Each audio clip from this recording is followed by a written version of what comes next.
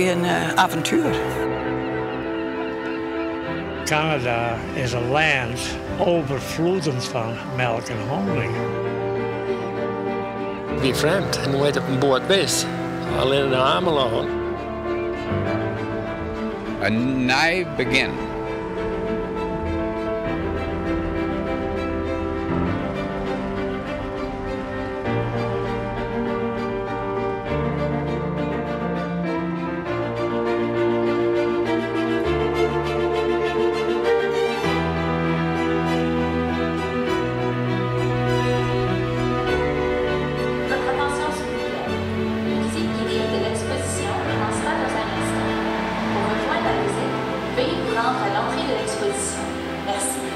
May I have your attention, please?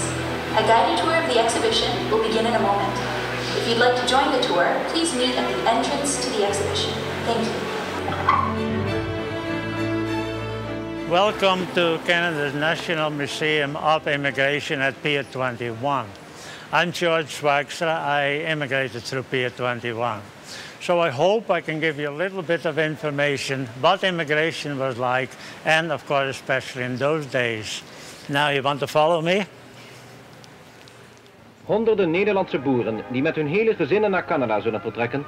Dat alles veroorzaakt op de Wilhelmina-kade van de Holland-Amerika-lijn in Rotterdam een grote drukte.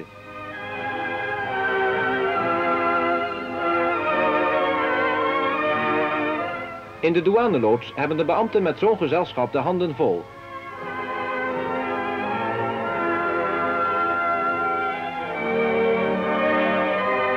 Als alle formaliteiten vervuld zijn, begint de eerste etappe.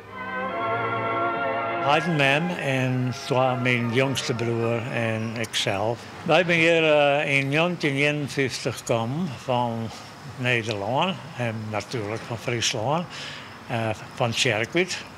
En we zijn hier op 22 april 1950 aangekomen bij Pier 21 in Halifax. En mijn oudste broer die is een jaar eerder naar Canada gekomen. Die is hier toen in Nova Scotia blijven. En zodoende kreeg hij een plek voor hem om op een boerderij te werken. Dat zodoende ben wij hier eigenlijk in Nova Scotia blijven. Tot de honderden immigranten die onlangs met de Waterman naar Canada vertrokken, behoorden 50 actieve jonge mannen die in cursussen van het bureau Oogstvoorziening omgeschoold waren tot hulparbeider in de landbouw. In het door hen voorheen uitgeoefende vak zijn de kansen in Canada gering. Hun voorbeeld zal nog worden gevolgd door velen die aan de andere kant van de oceaan een betere toekomst gaan zoeken dan ze in Nederland konden vinden. There wasn't much going on after the war in Europe. Rebuilding didn't start until early mid-50s. A lot of people wanted to get out of there. They would go to an embassy, have a short interview. They would come to Canada and other countries, and quite often some of those people were rejected.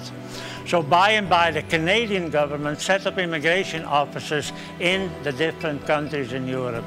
They did the interviews, paperwork, they had to have a medical, and then they were allowed to come. Of course, that meant that not as many were rejected. U is heute een liedbedrijf en er was net rond mijn jongere broer wie ik nog en er was net rond de vuist waren. En ik moest in dienst in februari al. En dat ben ik aan de 11 maanden die ben ik voetgooid zat in dienst, dat baseer ik dat. Ik zei ik heb volle beter naar Canada gaan voor een jaar om te proberen. Us heiden mem die wonen al naar Canada in de 30's, voor de Wereldoorlog. En toen de oorlog begon, natuurlijk, dat ging net terug. Dat toen hebben wij aanvregen na de oorlog en toen in 1953 konden we naar Canada gaan. Het was een avontuur. Ik ben een van jonge Ben en hij dacht nou ik moet immigreren, dan heb je iets voor je future. Ik zou naar de universiteit om dominee te worden. Alles te klaar. En toen op mijn jongste zei ik ging ik naar Canada. Nu hier de kans, mijn broer weer. Dus nu weer de kans voor mij om ik naar Canada en ik moet op het avontuur. Hier is de Canadese Emigratie- en Huisvestingsdienst gevestigd. Aan het hoofd van deze settlement service staat Mr. Paul. Hij wordt bijgestaan door een Nederlandse assistent. Hier komen alle aanvragen binnen van Nederlanders die naar Canada willen emigreren. Als ze precies weten wat je kan en wat je wil, zoeken ze het geschiktste plekje van Canada voor je uit. En daarna sturen ze je aanvragen door naar de hoofdopzichter van de settlement service in dat gebied, die er dan letterlijk de boer mee opgaat. The economy really grew rapidly following the war. There was an increased demand for raw materials and manufactured goods, especially in the countries in Europe who couldn't produce those goods and just weren't in a position to build up their economies. So Canada needed the laborers. This was the first time in 30 years that they had a shortage of labor. So they really relied on the immigrants to provide the labor that they needed, especially in some of the more labor-intensive industries like lumbering, mining, agriculture.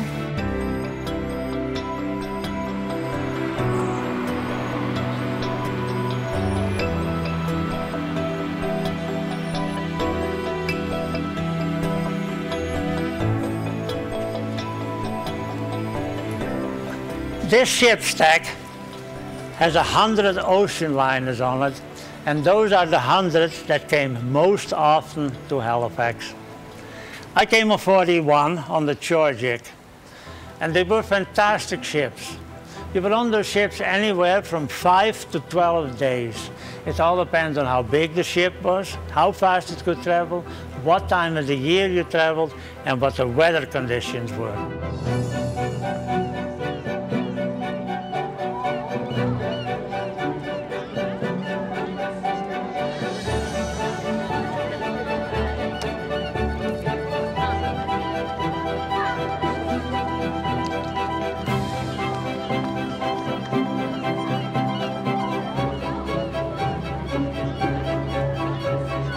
Wij waren ziek west, jong. Alles kwam er weer uit. Hij zei vaak, nou, het voedsel weer wel goed, maar ik kon het net inhouden. Ja, het was vreemd. Nooit op een boot was. Alleen naar Ameland of zoiets. Het was eerst wel mooi, maar toen we 3 dagen op zee waren we allemaal ziek. Het was een troepenschip, een oud troepenschip wie verworden, de grote beer. En niks in luxury. Dus hier een kamer waar je kon je kleuren en bjatje. Er was een bioscoop achter in de boot. En met een storm zitten we daarin. En de golven zo heet dat de schroef kwam boven het water. En de hele boot die trillen. Ik dacht, het kan wel uit vallen.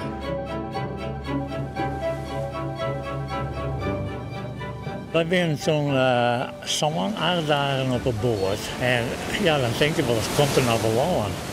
En dan op een gegeven moment, er zijn heel veel mensen die gingen naar voren, naar de kant van de boot, want er waren omroepen dat er laan in zicht was.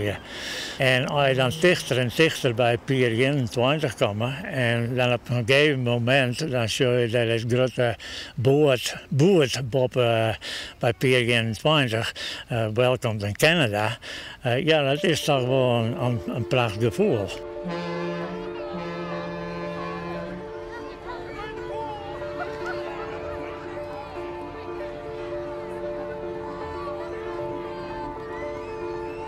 Pier 21 opened in 1928 as the immigration facility. The immigration facilities in Halifax were further down previously to that, but in 1928 they moved the immigration facilities to this area.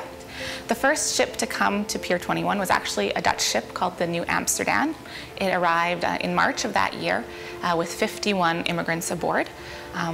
The height of the activity at Pier 21 was really in the 1950s following the war. It was 1928 to 1971 were the period of operation for Pier 21. What happened was, as you go later in the 60s towards the 70s, plane travel increased a lot, so there wasn't as much of a need for an ocean immigration facility. So in 1971 they closed.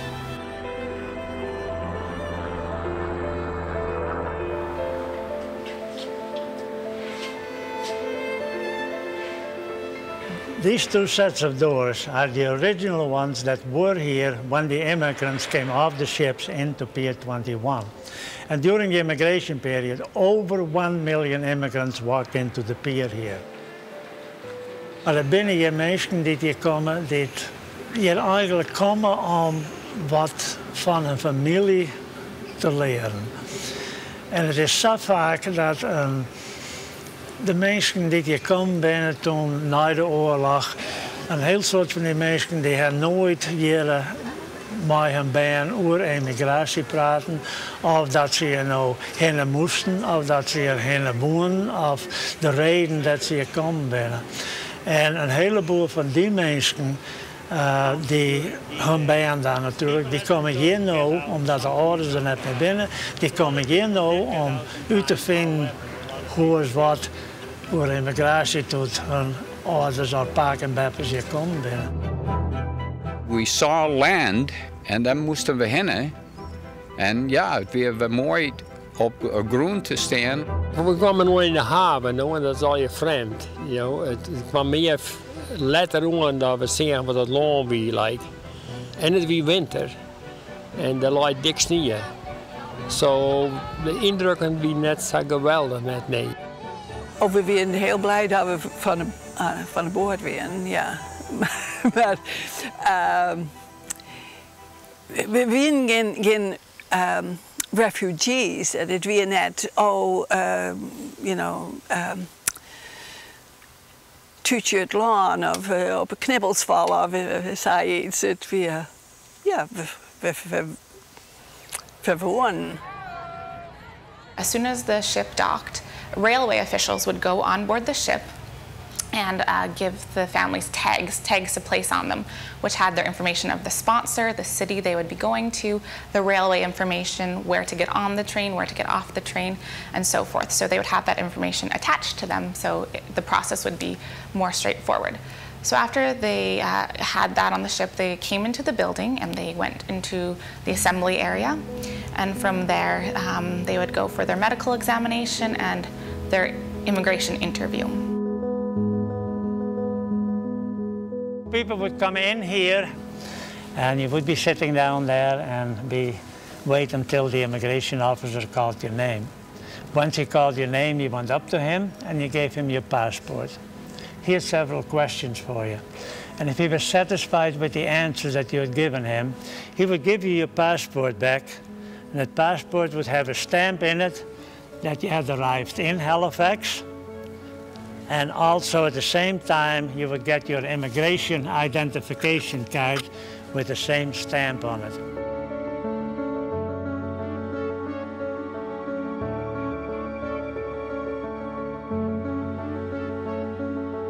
Ik herinner nou wel dat ik mijn eerste zwarte mens zag. Ja, zeker. En waar je ervan jet, maar die heb ik nooit gezien. Dat herinner ik. Ik kan net herinneren dat er volle mensen waren die dus vertelden waar we heen moesten. Mijn huid die moest papieren hier en daar zijn en dan naar dit tafeltje en dan naar dat tafeltje. En ik vermijd je me wel, want ik ben een band. Pier 21 hebben maar een schop geweest, want het was op een vrijdag. En toen wij er aankwamen, ik geloof dat 10 minuten voor 4 waren, dat eigenlijk de boot stil lag. Toen moesten ze natuurlijk alles nog de koffers beschermen. En dat weer meestal toen die tijd, dan helden ze wat alles eruit. En maar u zei ze gewoon even dat lid omheen gesteld en even een paar dingetjes omheen gesteld en dan als je en tegendingen. Ga je gang maar. Zien ze dat leeg al ons in mij goed was. Er zit meer vrouwen onderbroekjes in. Ben je bijna haast een dag geweest voordat we op een trein konden naar Toronto.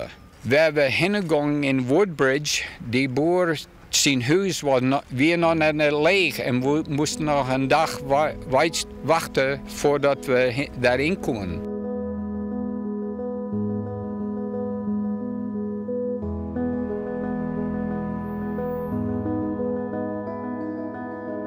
Wel, ik kan me net zo vol herinneren van Pier 21. Dat we van de loopplank al bovenin. En daar moesten we uw papieren moesten al hier.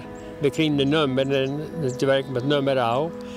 En dat alles goed in orde was. En je moet er vol geld heen, you know. Om rond te komen een beetje eerst. Maar oors ben ik er heel vlug op Pier 21 heen gegaan. Want die mensen die werken zo, die winnen er al. En die wachten min of meer op ons. After those interviews, they would actually come through this hallway here. This is where their hand baggage was inspected, their luggage that they had on board with them. And then anything that was contraband would be confiscated here. So you have people trying to take food, salami, cheese, so you'd see piles of those kind of things confiscated here. And then they would go through here and they would be met by service organizations, Salvation Army, the Catholic Sisters of Service, other church organizations would be there to assist anybody. They had a nursery. If people had children to be taken care of, to give the parents a break, the children could go in the nursery. And then after, they would go downstairs where they would collect their larger pieces of luggage and then off on the train to their destination.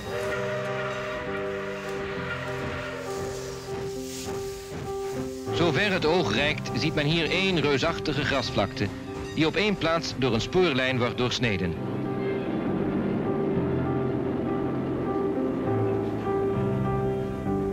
We hadden geen idee waar we heen gingen of wanneer we eruit moesten. Toen kwamen we in het midden van de nacht in Truro aan en ze roepen ons namen. Oh, nou, dan hebben we eruit. En er waren geen meis in het station. En ja, wat moeten we nou? En opeens kwam er een Friese stem. Familie Kronik! En dat was een man die zoiets dan te plak brengen.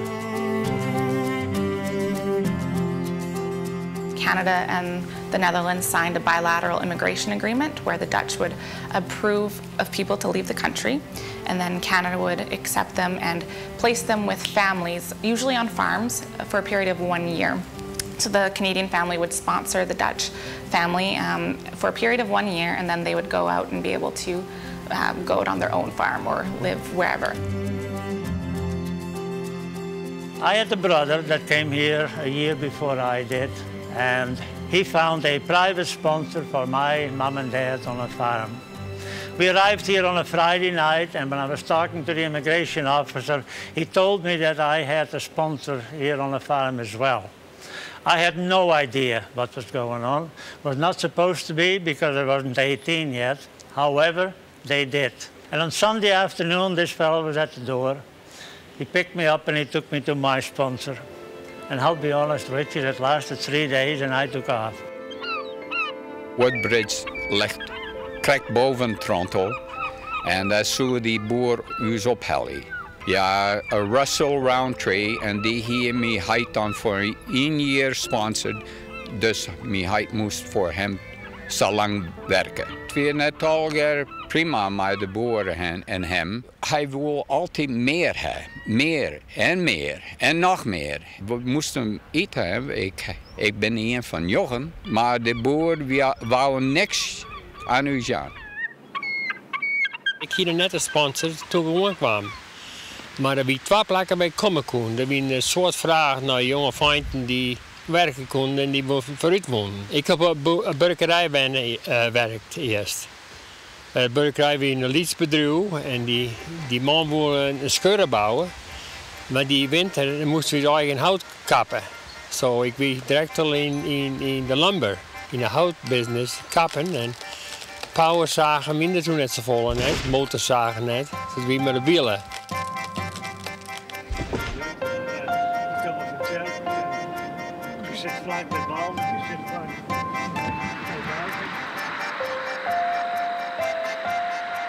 Maar ben hier op het ogenblik in Stoeiekiest. Dit weer toen mijn sponsor op een boerderij. En hier moest ik eigenlijk een Burke. Ik kon geen Engels. Zij kon geen Hollands. Er was haast geen woord zijn. En ik denk, Jurke, dit wordt wat. Ik dacht, dit wordt niks. Ik moet hierbij. Dat bijna zitten middags moesten zijn naar de winkel daar om boodschappen te halen. Ik heb mijn koffer gepakt en ik heb mijn popbroek aan en opklompen. En ik ben hier de dik op gang, tommen eruit. En samen in één pakte hij mij op. Zo dat wandelen heb ik het 3 dagen best en toen ben ik erbij gegaan. I came home on Wednesday. Saturday morning, the same fella was at the door again. Heck of a nice guy. He even picked up my suitcase I left behind at the other place, and he took me to another sponsor on the farm. And it lasted 10 weeks, and I took off. On that farm, we worked from 5 in the morning till 11 at night, 7 days a week.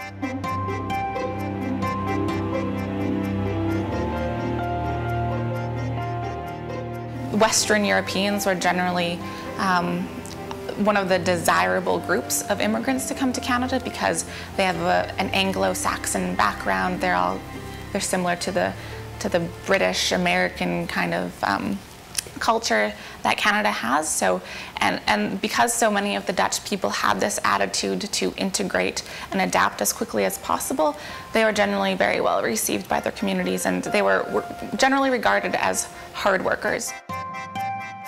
Elias van der Zee uit Sneek. Je had hem boven op zo'n rooimachine moeten zien zitten, of hij er geboren was. En hij zit hier pas een paar maanden. Toen we eerst in Canada kwamen, begon het dadelijk al dat Memmenheid allebei naar klas gingen om de taal te leren. Wij hoefden dat net te doen, want Ben leren dat zomaar. En we wilden Canadees wezen en Engels te leren. En we moeten inpassen. Hè? En ja, je bent dan in een nieuw land, maar je wil vast als die mensen bent. En je wil dat die mensen je zeggen, nou, je bent hier welkom, ja? Ik was in de firm en de juffrouw die pakte wat boekjes en dan moest ik maar beginnen te lezen. En dan zei de woorden en dan zei ik haar daarna. En toen de winter weer kon ik zo'n beetje 3e, 4e klas lezen in het Engels. Ze gauw weinig sterker gegaan, de chansten waren al in het Engels. So bij de young people, de jeugdvereniging, ging dan ik, dat weet ik al heel Engels. So we zijn al gauw er introduced, we moesten Engels. En hoe was het net mooi komen? Nederland kon mij niks schelen. Friesland kon mij niks schelen. Ik ben nu in Canada en ik wil Canadees wezen. Je merkt wel dat het niet alleen boeren zijn die naar Canada emigreren. Kijk maar, hier in Fredericton werkt De Groot als metselaar. Ja, eigen baas. Because like I told you, I have a brother that came here a year before I did. And he wrote me a letter. And I still have that letter. And he said, George, he said, you're coming to Canada. And Canada is a land overflowing of milk and honey. But, and he had the big B and a big U and a big T. And behind that he had 6, 7 dots. And behind that in very small letters he had written, you have to find your own cows and bees.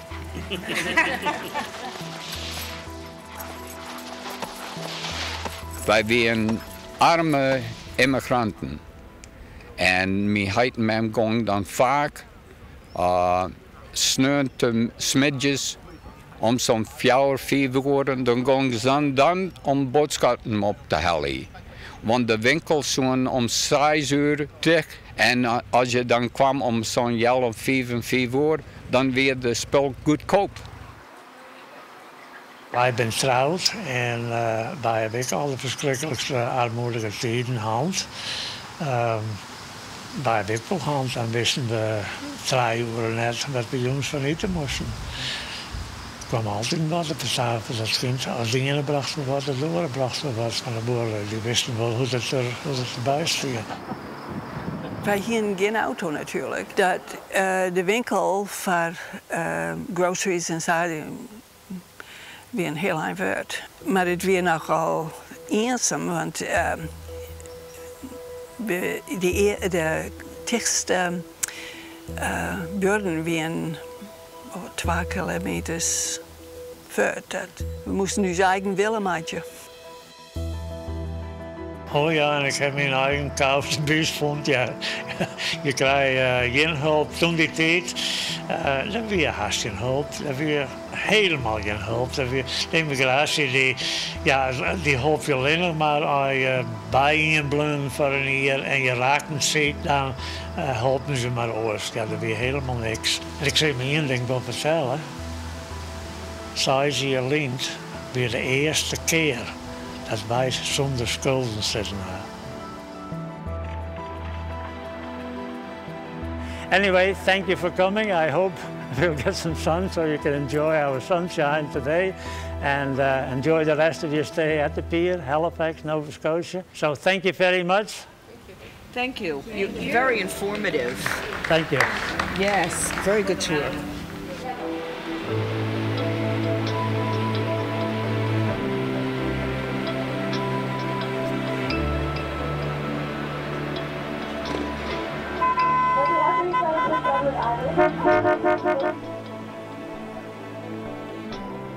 In het begin, toen het beter was in Nederland, en dan denk je, en als het hier dan zo armoedig weer, maar u zijn een heleboel andere immigranten, dan denk je wel, wat ben ik begonnen.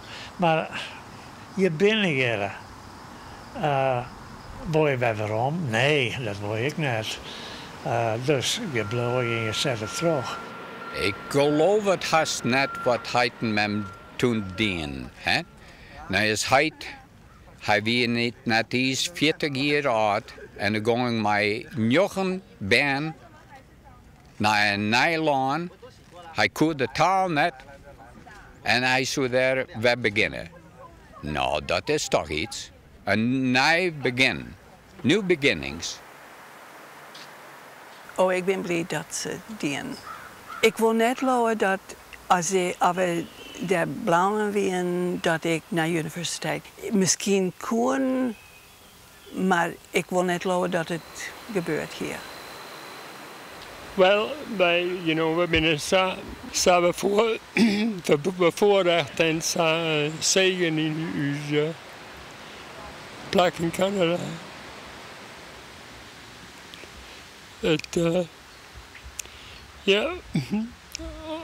Als we erover denken, dan wissel dan met al je goede dingen. Deze moeilijkheden niet wel hand. Mijn gezondheid wat en mijn benen een beetje. Maar daar trouw het alles in, you know. Wij zeggen, God is faithful, is getrouw.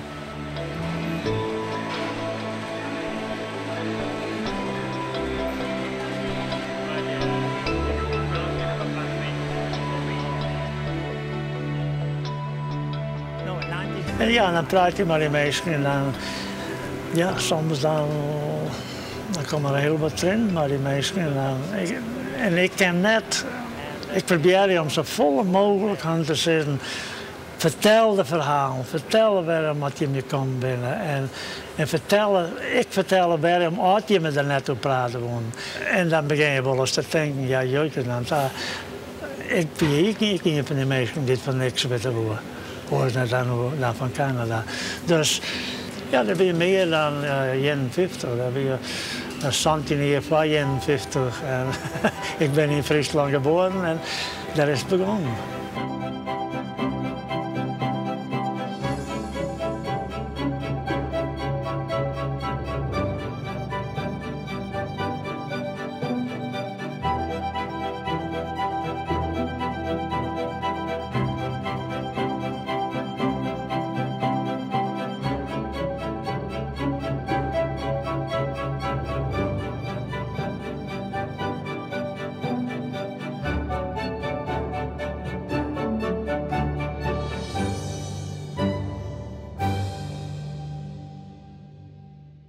Hoe verder ik in het onderzoek ga, hoe eigenlijk ongeruster ik eigenlijk word. Ik tref eigenlijk steeds meer dingen aan die het wijzen op dat hier toch iets bijzonders aan de hand is.